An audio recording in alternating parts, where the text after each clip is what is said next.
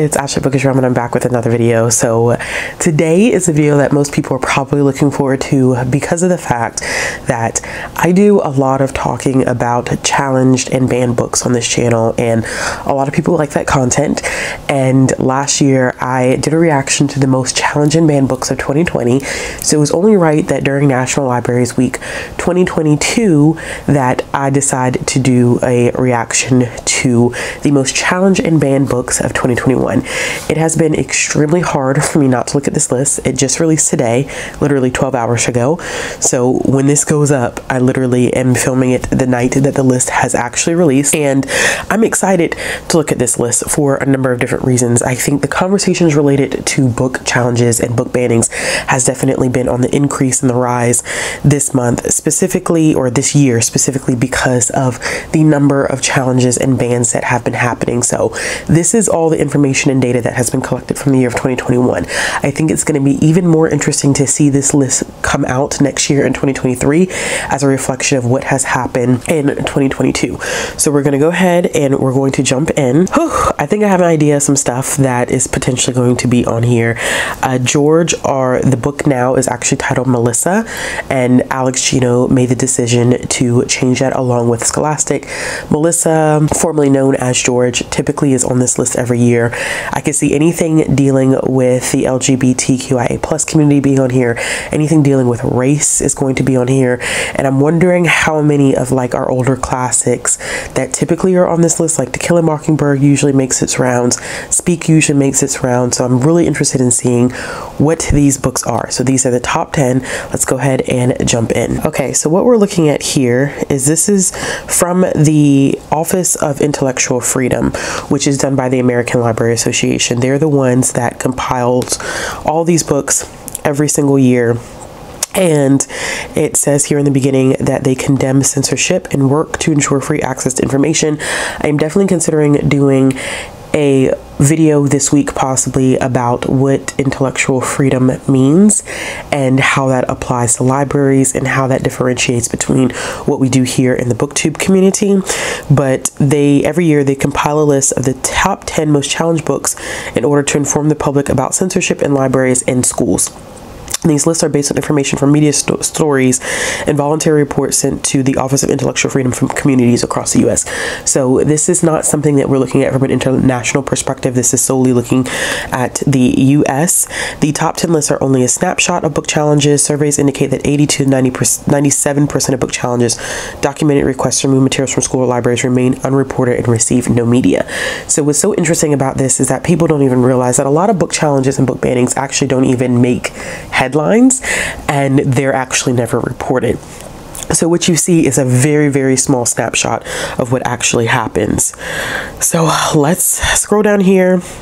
If you can, I always say, like, if you have the ability, make a donation to the Office of Intellectual Freedom. It's how they're able to maintain doing the work that they do, and they do some pretty important work, as you may know. Okay, so I scrolled far and I'm not surprised, but let's start with the statistics here.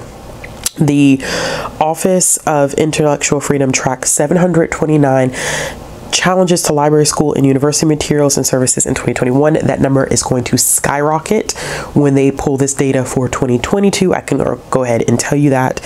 And of the 1,597 books that were targeted, here are the most challenged along with the reasons cited for censoring the books.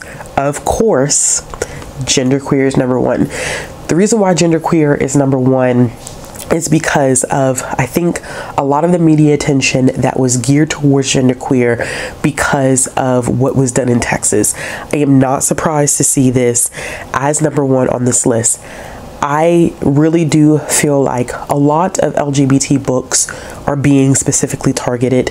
I think that in 2020, we saw a lot more books that were related to race and discussions about race, discussions about anti-racism. But you know, I said last year, in 2020, we saw a lot of that.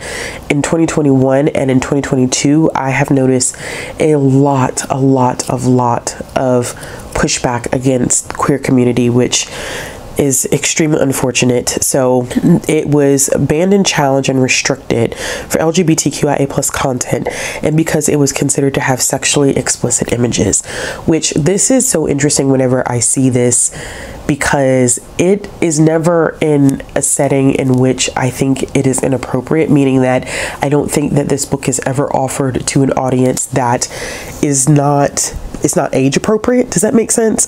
I hope that makes sense. I don't think that's ever the case in this situation, but you'd be surprised at what people do. Once again, number 2, Lawn Boy.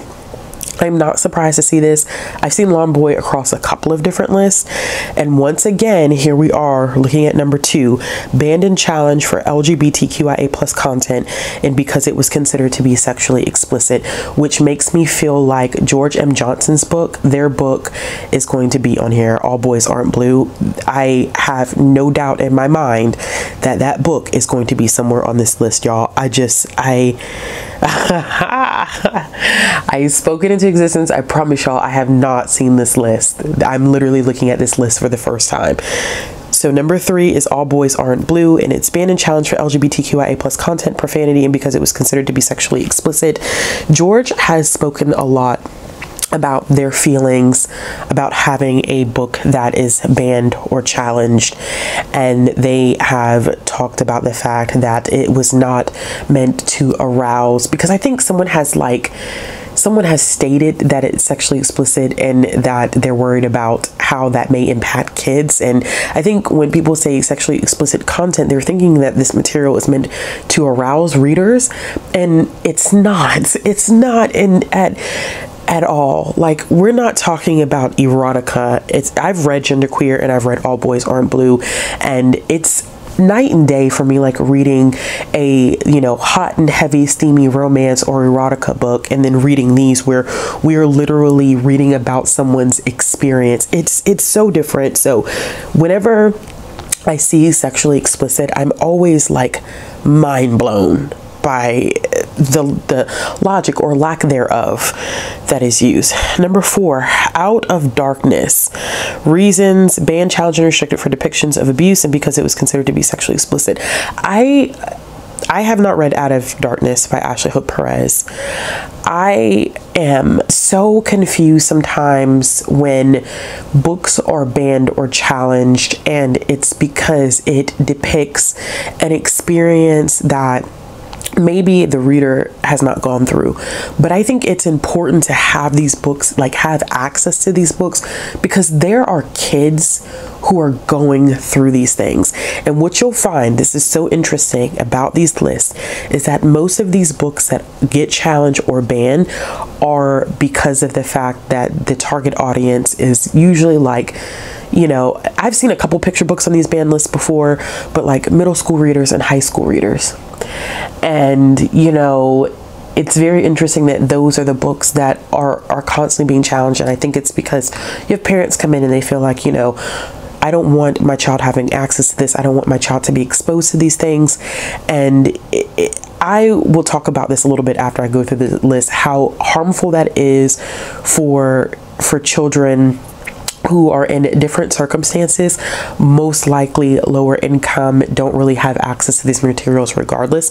And it is the families that have privilege and wealth that are pulling these materials when they have no trouble getting access to these. Like, honestly, I always say, like, the parents who are challenging these things, if their kids really wanted these books, I promise you they could get to them if they wanted to.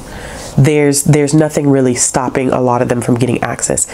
It's the kids who don't come from a place of privilege and wealth who are losing access to materials that, quite frankly, a lot of them need access to. So number 5, The Hate You Give. The Hate You Give ends up on this list every single year.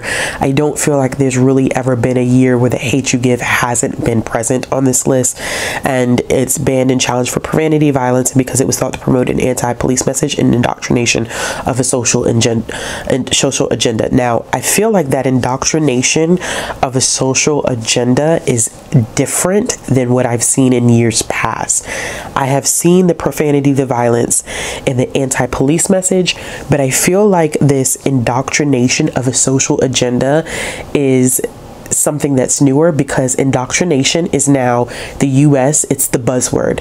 I don't want my children indoctrinated. And I have so many thoughts and feelings about parents who say that they don't want their children indoctrinated, but they themselves are being indoctrinated, because half of them didn't know that these books existed until someone told them that they existed. Half of them have never read these books. They read passages out of context.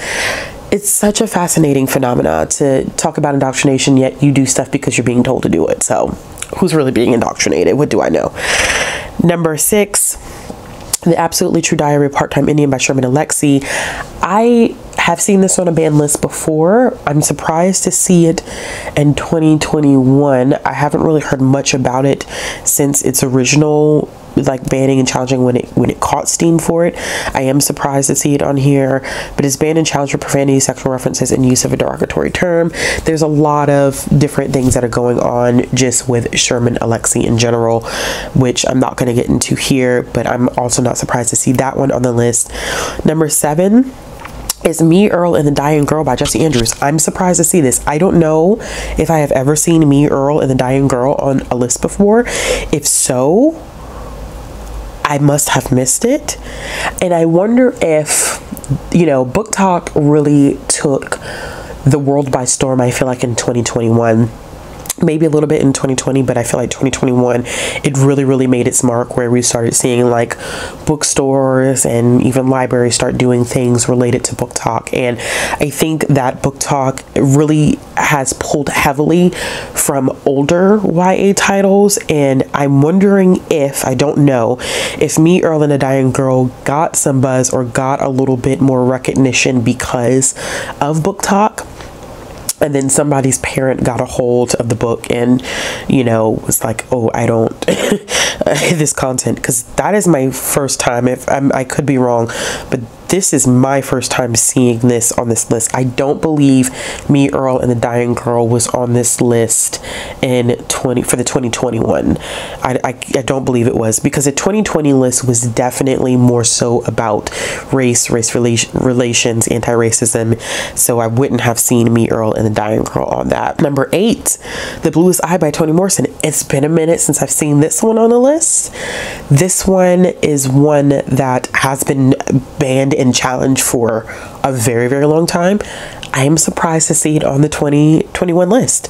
That is a shock to me. Not seeing it, what I mean by seeing it is not that I'm not surprised that it's being banned or challenged. I'm surprised that this is one that would end up on the 2021 list. And it's banned and challenged because it depicts child sexual abuse and was considered sexually explicit.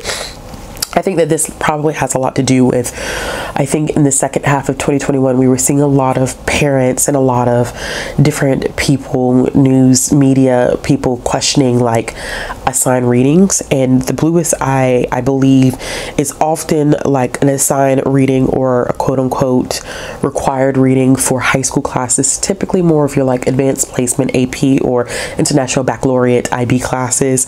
And I know that this is one that would most likely get assigned. So I'm wondering if, because of the detailing that went into discovering what kids were getting as assigned reading, that this is why this kind of ended up on the most challenged books of 2021.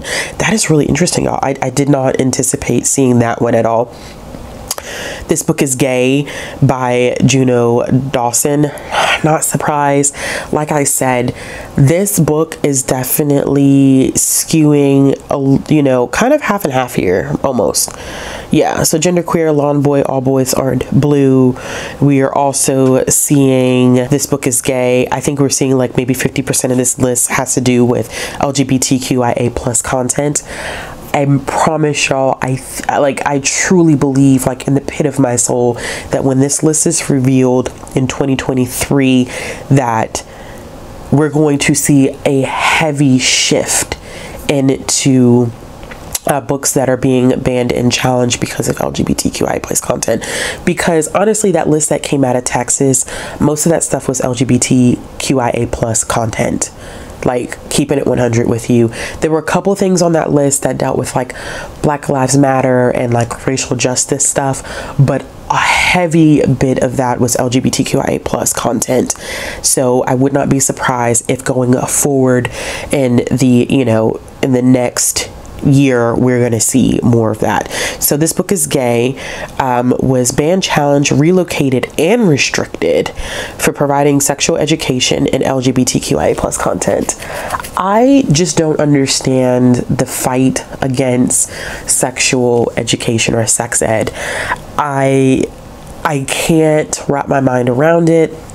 That could be a fault of my own, but y'all, I just genuinely just don't understand. Like, it is so vital to our youth to have the tools and resources and to understand what it means to consensually engage or not engage in sexual relationship with another individual or other individuals. And like, there's so many important things to know in that type of arena that I just can't.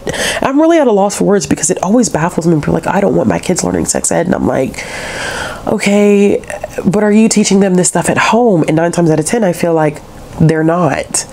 You know, it's a very uncomfortable thing to do. Like, I'm a parent, you know, you don't want to talk to your kids, or if you're a caregiver, you don't want to talk to, you know, your minors about sex. But it's important, especially when we keep talking about the importance of consent and teaching our kids from a young age that consent is vital. Like, it is so important. And like, I don't even give my own daughter a kiss or a hug without her consent, and she's 2. I ask her, can I give you a hug? Can I give you a kiss? And there are times when she tells me no, and I'll be like, okay, that's fine. Like, that's okay. It is your body. You are allowed to tell me no. And teaching them that they have authority over their body, like teaching them, I just don't understand, like, why? Oh, that is the most frustrating thing. And I think that's a very personal thing to me, because of the fact that, like, not everybody has access to the talk. I didn't growing up, and I think that it would have been important for me to have access to something like that. And knowing that, you know, sex ed would have been like a great resource as well. Yikes. Okay, and the last one on the list is Beyond Magenta, which I have heard of. I have not read it. And this is banned and challenged for LGBTQIA plus content, and because it was considered to be sexually explicit. So we have 1, 2, 3, 4, 5. 5 books out of the 10 in 2021 were banned and challenged because of LGBTQIA plus content. Half of this list. And I can't help, and I keep saying it because I think it's so important, I can't help but to think that that number is going to go up, unfortunately, next year. I am not really, I'm not 100% shocked by this list. I think that seeing things like genderqueer and All Boys Aren't Blue is extremely important. And meaning, and when I say important, I think that it is important in the scope of what's currently happening to see it on this list and how much impact these conversations have had on these titles. Like genderqueer and All Boys Aren't Blue have been like widely discussed for a while now. I think the biggest surprises for me were probably Me, Earl, and the Dying Girl and The Bluest Eye, because I wasn't expecting to see them. I'm very surprised not to see Melissa, formerly known as George, on this list, because it's typically there every single year. I think it's very interesting overall to see that when we look at the list, and I'll make sure I link that video up in the cards below above. When we looked at the list from 2020, it was very indicative of what was going on socially in the United States. Those conversations about race relations, being an anti-racist, all of that stuff was extremely important, which is why we saw that list reflect those challenges and those bannings. Now we're seeing another shift where half of our list is related to LGBTQIA plus content, because Texas started that ball rolling by dropping those 800 books, with a great portion of them being related to the LGBTQIA plus community. So it's not, yeah. So, oh, well, this is great because they actually include it. So you see George, which is now actually Melissa, Stamped, All American Boys, Speak. Okay, so the Absolutely True Diary of a Part-Time Indian was on here last year. I did not realize that. Something Happened in Our Town, which is about race. To Kill a Mockingbird, which is about race. Of Mice and Men, The Bluest Eye, and The Hate You Give. So The Bluest Eye was on here last year. I forgot about that. So maybe not surprising to see it again. But you see, last year we had 1, 2, 3, 4, 5 books. Let me make sure I'm counting that right. 1, 2, 3, 4, 5. I would count 5 deal with race. So it's interesting that half of this list in 2020 dealt with race, and now what we're seeing in 2021 is half of this list is now dealing with LGBTQIA plus community. It is so, yeah. And it keeps going on. You see, like in 2019, George was definitely on this list. Beyond Magenta was challenged in 2019 as well, and then it came back. George is always getting challenged, y'all. Okay, I did not realize that the Absolute True Part-Time of an Indian was pretty much getting challenged every year too. That's very interesting. Wow. This is, yeah. So it's surprising and it's not surprising. It's one of those things where I feel like it's sad to know that people want to stop access to books because they have their personal feelings. And I'm always in the vein of mind where I'm like, if you don't like it, you don't like it. That's perfectly fine. You don't have to read it. You don't have to, you have a conversation with a child like, I don't want you reading this. I don't want this in my house, or whatever the case may be. But for you to feel like you should determine what everyone else should have access to it speaks very much to people's privilege and what they think other people should and should not be reading. And for a lot of reasons, that's just so wrong. And as I said before, which I think is always important, it's a vital part of this conversation, is that those individuals who challenge these materials, who challenge, any book that deals with an experience outside of their own, their kids have access more times than not. Their kids have access to these books, whether they think so or not. These are families most times where, they have internet access, there's a device in the house, kids have a cell phone. If they really want a copy of that book, I promise you they're going to find it. It's the kids who come from lower income areas who, their primary access to stuff is through a library, whether that's a local library or a school library. Once you take that away from them, they no longer have access whatsoever, which is why Jason Reynolds always says, like, it's not an honor or a badge to have your book become challenged or your book become banned or even restricted or moved around.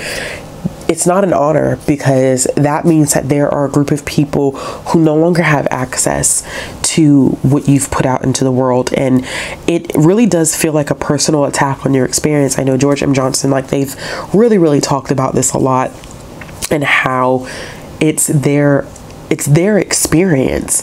You're trying to stop someone from talking about their lived experience. How can you restrict that?